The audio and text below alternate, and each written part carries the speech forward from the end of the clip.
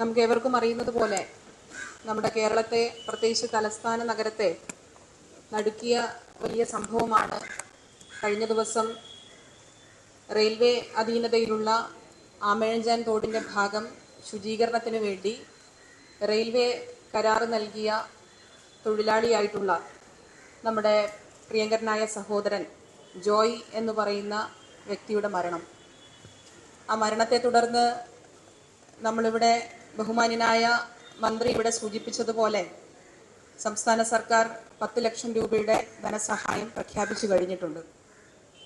അതോടൊപ്പം തിരുവനന്തപുരം നഗരസഭ ജോയിയുടെ മാതാവിനോടൊപ്പം നിന്നുകൊണ്ട് ജോയ് എന്ന് പറയുന്ന ഒരു ശുചീകരണ തൊഴിലാളി നമ്മുടെ സമൂഹത്തിൽ ഇനി ഒരിക്കലും അദ്ദേഹത്തെ പോലെ ഒരനുഭവം ഇനി ഒരിക്കലും ഉണ്ടാകരുത് എന്നുകൂടി പറഞ്ഞുകൊണ്ട് തന്നെ അദ്ദേഹത്തിൻ്റെ മാതാവിനോടൊപ്പം സംസ്ഥാന സർക്കാർ നിന്നതുപോലെ തിരുവനന്തപുരം നഗരസഭ ആ കുടുംബത്തെ ചേർത്ത് പിടിക്കാൻ വേണ്ടി തീരുമാനിച്ചിരിക്കുകയാണ്. കഴിഞ്ഞ ദിവസങ്ങളിലായി നാം മനസ്സിലാക്കുന്നത് അദ്ദേഹത്തിൻ്റെ അമ്മ സ്വന്തമായി വീടില്ലാതെ താമസിക്കുന്ന സാഹചര്യമാണ് ഉണ്ടായിട്ടുള്ളത്. നഗരസഭ പരിധിക്ക് പുറത്താണ് ആ അമ്മയും ആ കുടുംബവും താമസിക്കുന്നത്. എങ്കിൽ പോലും സംസ്ഥാന സർക്കാരിൻ്റെ പ്രത്യേക അനുമതി സ്വീകരിച്ചുകൊണ്ട് തന്നെ തിരുവനന്തപുരം നഗരസഭ കൗൺസിൽ വരുന്ന ദിവസം പ്രിയപ്പെട്ട ജോയ് എന്ന് പറയുന്ന സഹോദരൻ്റെ അമ്മയ്ക്ക് വീട് വെച്ച് നൽകുന്നതിന് വേണ്ടി തീരുമാനിക്കുകയാണ്.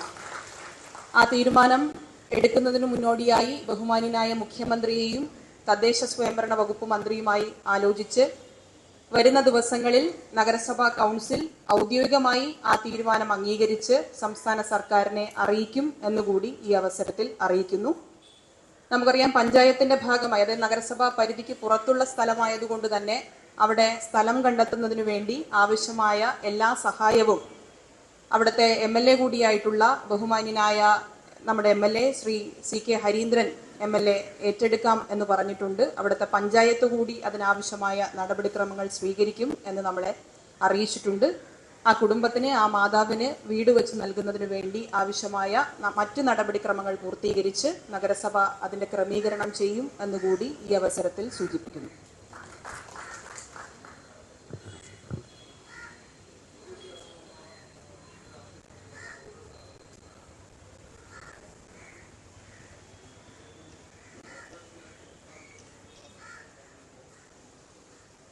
ആ വിഷയത്തിൽ നേരത്തെ തന്നെ സംസ്ഥാന സർക്കാരും നഗരസഭയും നിലപാട് വ്യക്തമാക്കിയിട്ടുള്ളതാണ്.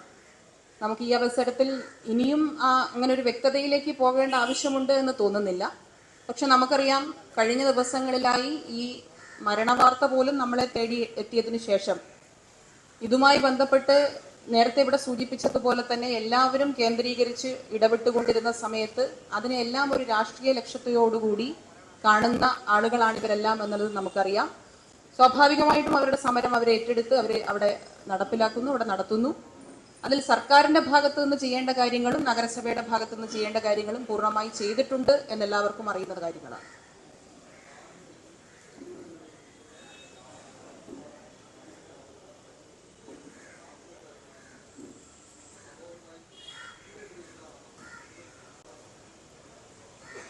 മാലിന്യ സംസ്കരണ രംഗത്ത് ഇപ്പോൾ ബഹുമാന്യനായ മന്ത്രി സൂചിപ്പിച്ചതുപോലെ തന്നെ വളരെ കാര്യക്ഷമമായ പ്രവർത്തനം നമുക്ക് ഏറ്റെടുക്കാൻ വേണ്ടി സാധിച്ചിട്ടുണ്ട്.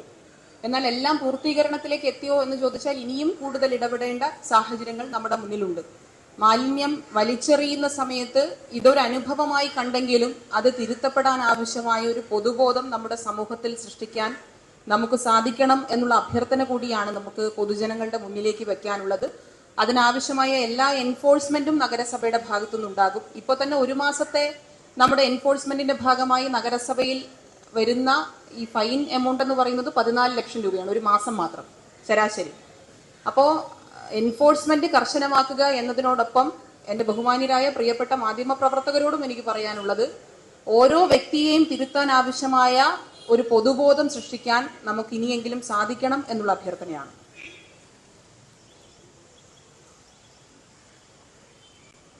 അത് നടക്കട്ടെ, അത് അവർക്ക് രാഷ്ട്രീയപരമായിട്ടുള്ള ഒരു ലക്ഷ്യത്തിന്റെ ഭാഗമല്ലേ. അവർ ചില സത്യങ്ങളെ മറച്ചു വെച്ചുകൊണ്ട് ഒരു രാഷ്ട്രീയ ഇടപെടൽ അല്ലെങ്കിൽ രാഷ്ട്രീയപരമായി അതിനെ കാണുന്നു എന്നതാണ്. അത് റെയിൽവേ ഇപ്പോഴും റെയിൽവേ മൗനം പാലിക്കുകയാണല്ലോ. നമുക്കറിയാം ഈ വിഷയത്തിന് ശേഷവും ഉണ്ടായ ഒരു സമീപനമൊക്കെ നമുക്കറിയാം. നമ്മുടെ മുന്നിൽ ഇന്നൊരു അനുഭവം, ഞാനത് ചില ആളുകളോട് സൂചിപ്പിച്ചു. ഇന്ന് നഗരസഭാ സെക്രട്ടറി റെയിൽവേയുടെ ആ ഭാഗത്തെ മാലിന്യ സംസ്കരണ ആ രീതികൾ എങ്ങനെയാണെന്ന് പരിശോധിക്കാൻ അവിടെ ചെല്ലുമെന്ന് സബ് കളക്ടറും നഗരസഭാ സെക്രട്ടറിയും അറിയിച്ചിരുന്നു. ഇപ്പോൾ രാവിലെ 11 മണിക്ക് പോകാനാണ് തീരുമാനിച്ചിരുന്നത്. എന്നാൽ ഇന്നലെ നിരന്തരമായി അവർ വിളിച്ചിട്ട് ഇന്നത്തെ ഡേറ്റ് ഒന്ന് മാറ്റണം, ഇന്ന് വരരുത് എന്ന് പറയുന്ന ഒരു സമീപനം റെയിൽവേയുടെ ഭാഗത്തുനിന്ന് ഉണ്ടാകുന്നു. അപ്പോൾ ഇത് ഏതൊക്കെ തരത്തിലാണ് അവർ മാലിന്യ സംസ്കരണ രംഗത്ത് ഇടപെടുന്നത് എന്ന് നഗരസഭ പരിശോധിച്ച് ബാക്കി കാര്യങ്ങളിലേക്കൊക്കെ നഗരസഭ നടക്കും. ഇപ്പൊ സമരം ചെയ്യുന്നവർ അല്ലെങ്കിൽ അതിന്റെ ഭാഗമായി ഒരു രാഷ്ട്രീയ ലക്ഷ്യം കാണുന്നവർ ഇതെല്ലാം മറച്ചു വെക്കുന്നതിന് വേണ്ടി ആണ് ഇടപെടുന്നത് എന്നുള്ളതാണ്. അത് അതിന്റെ വഴിക്ക് ഇങ്ങനെ പോകട്ടെ എന്ന് മാത്രമേ നമുക്ക് ചിന്തിക്കാൻ കഴിയുള്ളൂ. കാരണം നമുക്കറിയാം തുടർച്ചയായിട്ടുള്ള കഴിഞ്ഞ ദിവസങ്ങളിലെ ഇടപെടലുകൾ അത് എല്ലാവരുടെ ഭാഗത്തുനിന്നും, അത് സർക്കാർ സംവിധാനങ്ങൾ, നഗരസഭ, ഞാനിവിടെ സൂചിപ്പിച്ചതുപോലെ നമ്മൾ ഇരിക്കുന്ന പരിപാടി ഉൾപ്പെടെ നമ്മുടെ സഹോദരങ്ങളെ, ഫയർ ആൻഡ് റെസ്ക്യൂ ടീമിലെ സഹോദരങ്ങളെ ആദരിക്കുക എന്നുള്ളതുൾപ്പെടെയാണ്, അവരെ നന്ദി അറിയിക്കുക എന്നുൾപ്പെടെയാണ്. എല്ലാവരുടെയും ഇടപെടൽ തീർച്ചയായിട്ടും ഈ സമയത്ത് ഓർക്കേണ്ടതാണ്. മറ്റു കാര്യങ്ങളെല്ലാം അതിന്റെ ഭാഗമായി നടക്കും എന്നുള്ളതാണ്.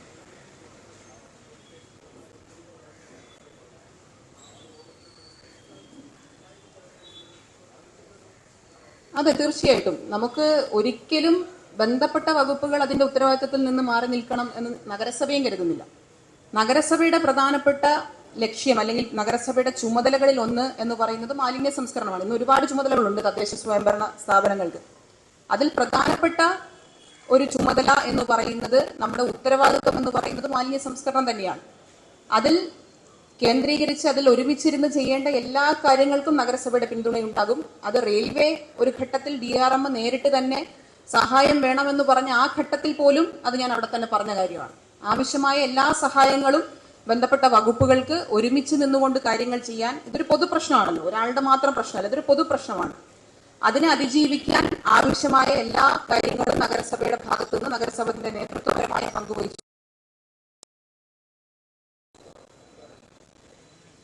അല്ല, അത് നമ്മൾ കഴിഞ്ഞ രണ്ട് മൂന്ന് ദിവസമായി നമ്മളെല്ലാവരും നേരിട്ട് കാണുന്ന വിഷയമാണല്ലോ. അപ്പൊ അതിൽ മാലിന്യം വലിച്ചെറിയുന്ന പൊതുസ്ഥലങ്ങളിൽ മാലിന്യം വലിച്ചെറിയുന്നവർ തിരുത്തപ്പെടണം എന്ന് പറയുന്ന അതേ സമയത്ത് തന്നെ റെയിൽവേ എന്ത് സംവിധാനമാണ് മാലിന്യ സംസ്കരണ രംഗത്ത് ഉപയോഗിക്കുന്നത് എന്ന് ഇപ്പോഴും വ്യക്തമാക്കിയിട്ടില്ല. ഹൈക്കോടതി തന്നെ പറഞ്ഞല്ലോ. കോടതി പറഞ്ഞത് എന്താ? റെയിൽവേ പരിസരത്ത് റെയിൽവേയുടെ അധീനതയിൽ വരുന്ന മാലിന്യം അത് നിർമ്മാർജ്ജനം ചെയ്യേണ്ട ചുമതല റെയിൽവേക്ക് തന്നെയാണ്. ഇപ്പൊ ബൾക്ക് വേസ്റ്റ് ജനറേറ്റേഴ്സ് എന്ന് പറയുന്ന അതിന്റെ ഭാഗമായിട്ടാണ് റെയിൽവേയും വരുന്നത്.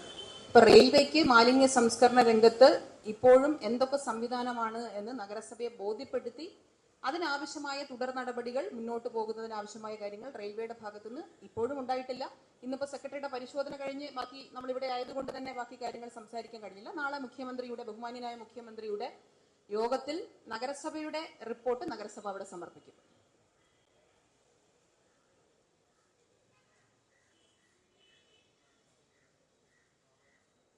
കൊച്ചുവേളിയിലത് നമ്മൾ തന്നെയാണ് പുറത്തുവിട്ടത്. കൊച്ചുവേളിയിൽ തുടർച്ചയായി ഇതുപോലെ തന്നെ നമ്മൾ നോട്ടീസ് കൊടുക്കുകയും അതിന്റെ അടിസ്ഥാനത്തിൽ പരിഹരിക്കാത്തത് കൊണ്ട് തന്നെ പ്രോസിക്യൂഷൻ നോട്ടീസ് അടക്കം വരെ കൊടുത്ത ഒരു സാഹചര്യം കൊച്ചുവേളിയിലുണ്ട്. ഇന്ന് രാവിലത്തെ സാഹചര്യവും ഒരു പ്രധാനപ്പെട്ട മീഡിയ തന്നെ, കൈരളി ചാനൽ തന്നെ ഇന്ന് രാവിലെ അതിന്റെ അവിടുത്തെ ഇന്നത്തെ ദൃശ്യമടക്കം പുറത്തുവിട്ടിട്ടുണ്ട്. അപ്പോൾ അത്തരം കർശനമായ നടപടിയിലേക്ക് തദ്ദേശ സ്വയംഭരണ സ്ഥാപനങ്ങൾ കടന്നിട്ട് പോലും റെയിൽവേ അതിനകത്ത് ഒരു മാറ്റവും ഉണ്ടാക്കുന്നില്ല എന്ന് പറയുന്നത് ഒരു തെറ്റായ കാര്യമാണ്. ബാക്കി കാര്യങ്ങളൊക്കെ നാളത്തെ യോഗത്തിൽ പൊതുവിൽ വരുന്ന വിഷയങ്ങൾ പരിഹരിക്കപ്പെടേണ്ട രീതികൾ എങ്ങനെയാണ്, അത് എങ്ങനെയാണത് ഏകോപിപ്പിക്കേണ്ടതെന്നടക്കം ബഹുമാന്യനായ മുഖ്യമന്ത്രിയുടെ യോഗത്തിന് ശേഷം ആ യോഗത്തിന്റെ തീരുമാനത്തിന്റെ അടിസ്ഥാനത്തിൽ ഏറ്റെടുത്ത് നടപ്പിലാക്കും.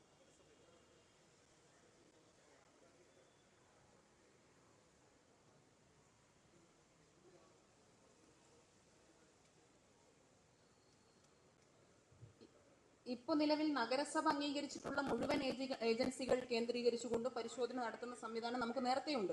ഇപ്പോൾ ബഹുമാനിയായ ആരോഗ്യകാര്യ ചെയർപേഴ്സൺ അടക്കം ഇവിടെ ഉണ്ട്. സ്റ്റാൻഡിംഗ് കമ്മിറ്റിയുടെ പ്രധാനപ്പെട്ട തീരുമാനവും 3 മാസം കൂടുന്ന സമയത്ത് ആ ഏജൻസികൾ കേന്ദ്രീകരിച്ച് അവർ ഇതിന്റെ സെഗ്രിഗേഷൻ നടത്തുന്നത്, അതിന്റെ മറ്റ് പ്രവർത്തനങ്ങൾ നടത്തുന്നതെല്ലാം പരിശോധിക്കാൻ ആവശ്യമായ നടപടികൾ ചെയ്യുന്നുണ്ട്. അതിൽ നേരിട്ട് ചെയർപേഴ്സണും കൗൺസിൽ അംഗങ്ങളും വരെ പങ്കെടുക്കുന്ന സാഹചര്യം നമ്മുടെ മുന്നിലുണ്ട്. അപ്പൊ അത് 3 മാസം കൂടുമ്പോൾ നമ്മൾ അംഗീകരിച്ച ഏജൻസി ഉൾപ്പെടെയുള്ള സംവിധാനങ്ങൾ പരിശോധിക്കാൻ ആവശ്യമായ ക്രമീകരണം നഗരസഭ ഇപ്പോൾ പിന്തുടരുന്നുണ്ട്.